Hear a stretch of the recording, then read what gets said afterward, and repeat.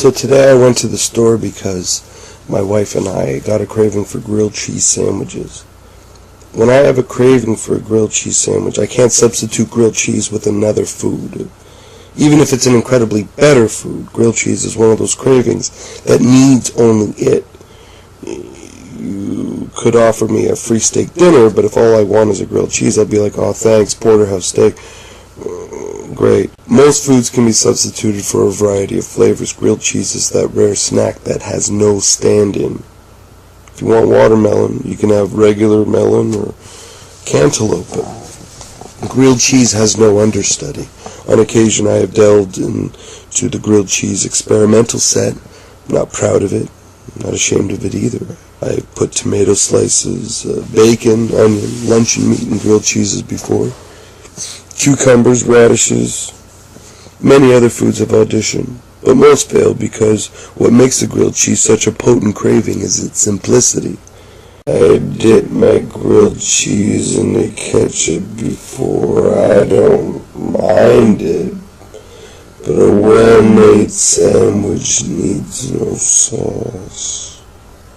My grilled cheese dippings did not stop at ketchup. There was steak sauce, Russian dressing, ranch dressing, soya sauce, many other sauces, but ultimately I prefer grilled cheese with Spanish onion sliced thin, and I will put red onion in the sandwich if there's no Spanish onion around, despite the fact that red onion is actually purple, but purple onion makes it sound like you're eating Grimace's genitals.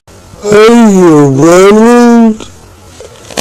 When I went out to fetch the grilled cheese essentials, the weather was incredibly unfriendly, humid, hot, really steamy, vapor-trailed, stank hot. So I didn't feel like driving to the supermarket to get groceries. Instead, I went to a convenience store across the street from the townhouse complex where I live. I already had cheese slices, but I needed bread and margarine. And while I was there, I figured I would get a bag of popcorn for my wife.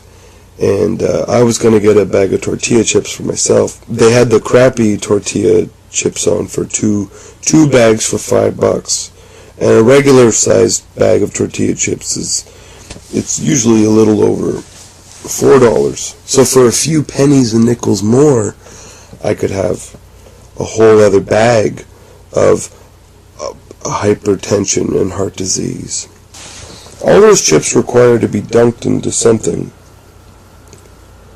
But I usually avoid the cheese queso stuff because it's it's really just cheese whiz with chunks of onion in it. So I buy salsa because it's better for me. It's tomatoes and other equally squishy, crunchy vegetables. But the crappy, cheap salsa was on at half the cost of the regular salsa.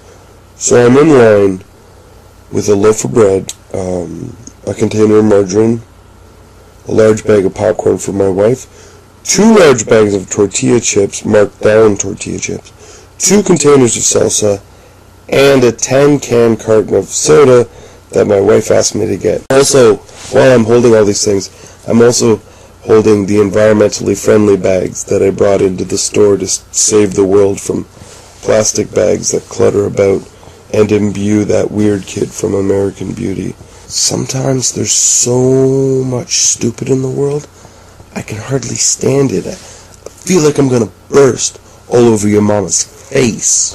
I'm standing in the convenience store, and there's a couple people ahead of me buying things, and waiting with one of the customers is 2 tweenie bopper girls. And they look at me holding all the items, and the one girl looks at me and she's giggling, talking to her friend.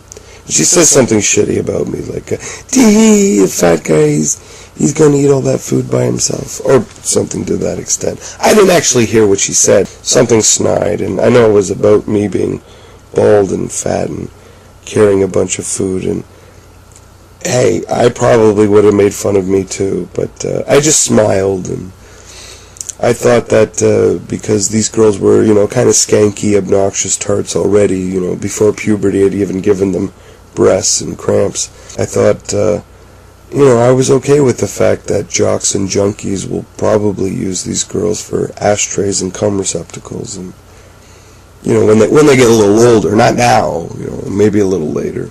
hopefully their stepfathers do things to them when nobody's around. I'm not a misogynist, I can barely rub somebody's shoulders without it being ridiculous, but standing in line with price-to-clear items and having a couple of mini-cunts laugh at you, it does help to nullify any concern you have with the plight of young people as a collective, For example, if I were to read next week that those two girls were stomped by the Hells Angels, I'd be okay with it.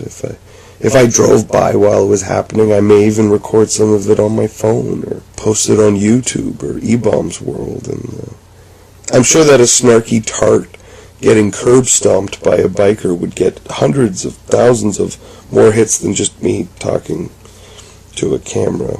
Ultimately, I think that's the purpose of shitty people, to demonstrate decisions and behavior you don't like, in order to establish boundaries and standards for yourself. As long as we think that the world is fine, we're not going to try to change it. I don't think that the world is a positive, nurturing place, and I treat it as such, in the hopes that one day it will become a positive, nurturing place.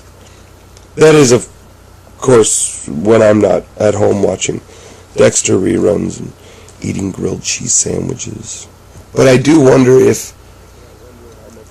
how much more amazing existence would be without a point or agenda, if ultimately the planet Earth was an artistic endeavor, without heaven or hell as consequences, in the search of curiosity and wonder, without the intent of gaining or punishing anyone, created the Earth simply in search of curiosity or anything, and wonder. I wonder how much more enjoyable living would be with a creative drive, as opposed to a profit-driven existence that most people cling to without even considering the fact that nobody really cares how much money you have, or where your children went to university for years to become pompous, emotionally bankrupt consumers.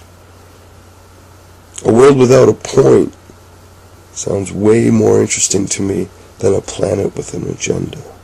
I like the idea that Earth was an experiment